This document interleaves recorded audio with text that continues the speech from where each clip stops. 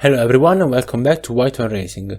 Today, since someone asked us and we talked more and more about the Vespa Large, we'll continue the discussion in a sort of third installment of the video that was to be divided only in two on cooling, and therefore we'll deal with cooling on the small.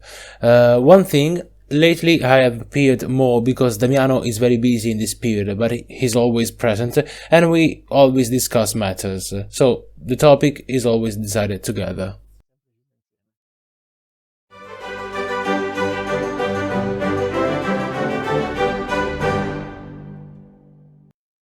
So, this edition wasn't really planned, but since you asked us to make a speech discourse on the Vespa Small, we will do it.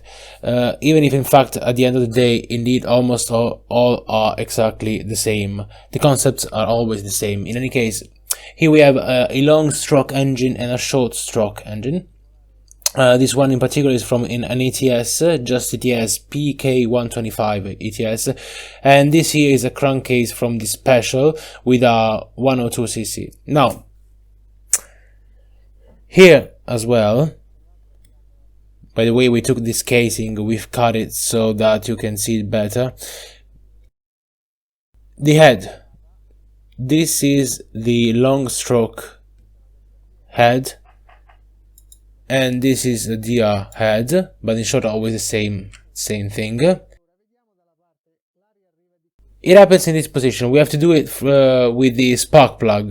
Here it is. So let's see from the side. The air comes from here, the fan pumps the air here, and here too in the right way and centering on the most exposed fins, the breakthrough that we have shown you, mentioned in this part, and this part makes sense to facilitate the exploitation and cooling of the side fins, always without exaggerating, without creating channels that short circuit the airflow coming from the fan directly to the outside.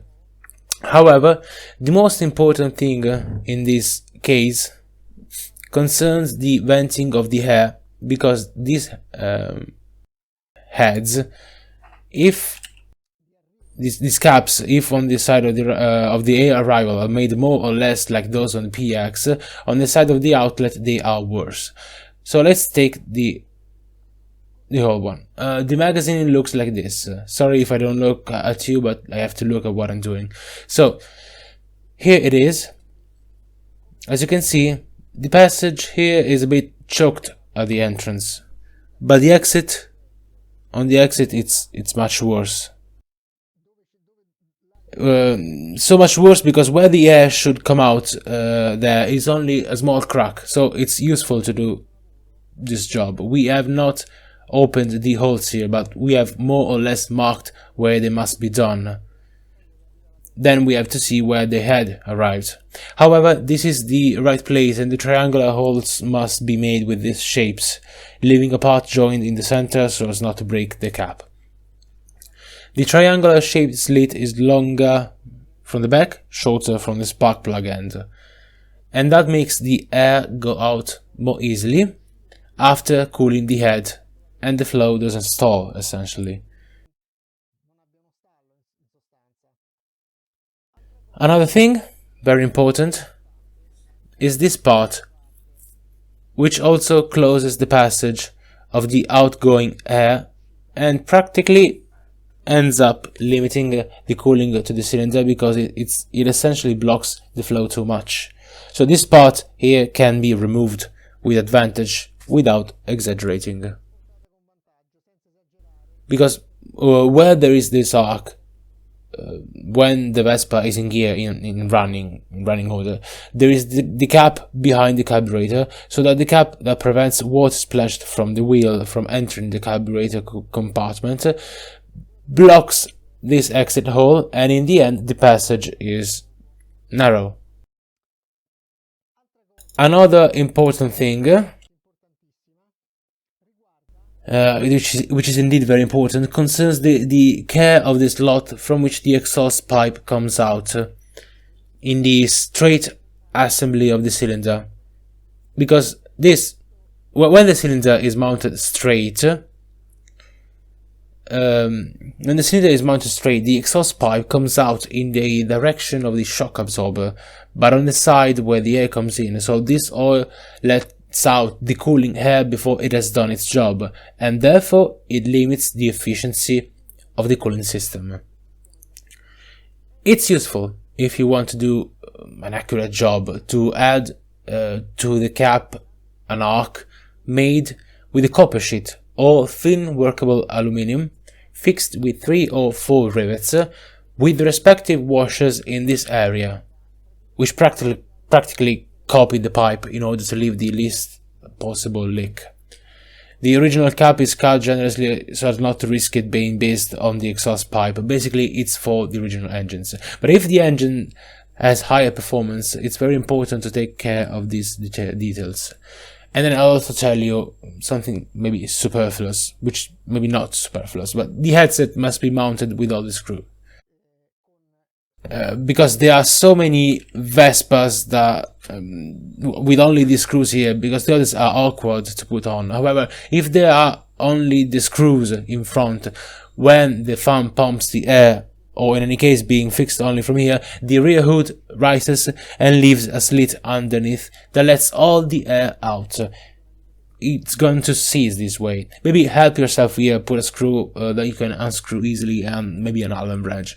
Try a way that makes your work easier. You can possibly leave this out on this side, but this is really uncomfortable.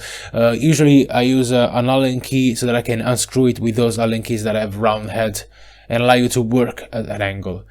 That's a good system. And this is the discourse that, yes, it's true for the long stroke, but clearly it can be reproduced just as well for the short stroke. The same things apply, with only the only caution that the short stroke becomes particularly delicate with high displacement cast iron cylinders, because the fin is small. A 75 suffers a little, the 102 and 110 suffer a lot, especially in cast iron, because they have little finning and the barrel is large. Here everything is quiet as long as you use an aluminium cylinder powered in a normal way. When you go up with the power, clearly the cooling needs to be better cared for. In the meantime, I also went to get a cylinder. This is a 75 Polini modified for Vespa 50, to show you the cap of the 50 with the cylinder positioned inside. There are some things that are the same, but the situation here is a little better.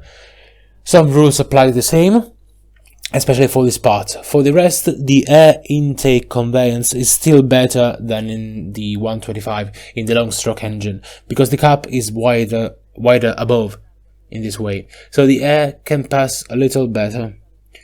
A little something can be done, but not much. And behind here too you can do something. Practically the vent is rather closed in this area, so the opening is valid, but you can make a small opening here at the top, in this part here where the exit is more difficult. But in this area the air can escape freely. And also, as I repeat, except for the 102 and 111.5 in cast iron, which can suffer a little more, the powers involved are lower. A discourse, although brief, I wanted to do with regard to the cylinder mounted straight turn. This fact has important implications for cooling, because the rotated cylinder has the exhaust at the part furthest from the inlet flow. So from this point of view it's more vulnerable, because it's true that in the straight assembly the exhaust is in one point and the exhaust pipe faces the cylinder in a point where it disturbs the flow of air and at the same time it causes it to disperse apart, but it's also the part where the fresh air flow arrives. With the rotated assembly, the cylinder tends to overheat the exhaust side more. Careful. In the PX, the cylinder is mounted rotated by standard. But the fin, as I showed last time, I pointed out that the thinning is much larger on the exhaust side. Precisely for this reason, on the 125 and 200, it has a removable nozzle and, in any case, prolonged fins. Instead, here we have the fins of the same size on all sides. So they are extended in the same way, and therefore the exhaust remains. If it's not lapped by the inlet flow, it tends to overheat more. And then one more thing, mounting the cylinder turned around makes sense, especially if you make very pushed engines, and therefore you use a high exhaust phase, which in itself is an excellent antidote for overheating and self-ignition. In the rotated assembly, even if now this specific aspect does not concern the cooling problem, there is a mechanical advantage, and that consists in the fact that the piston in the descent phase, when the expanded gases push it to the side of the barrel, happen on the right side, because the thrust is exerted on the side that in the rotated assembly is that of the third transfer in which the cylinder is, in any case, more closed because there is no exhaust port. So today we made this additional for small, and in any case we invite you to ask us what you'd like us to cover, the topics you want us to focus on, and we'll try, when possible, to respond to your needs. However, as enthusiasts, I invite you to improve your ability to transpose complex concepts with respect to a subject, a question, and other similar ones, because otherwise the countless cases that may arise will never be exhausted by our explanation. And it's very important for a budding motorist, or maybe someone who just likes to dedicate himself to these things, to be able to draw conclusions for themselves by transposing concepts also exposed in general. If you liked this video, leave a thumbs up and share it with your friends. Remember, White One Racing is not a workshop, but an amateur sport association that works on engines only for sport purposes and only for its associates.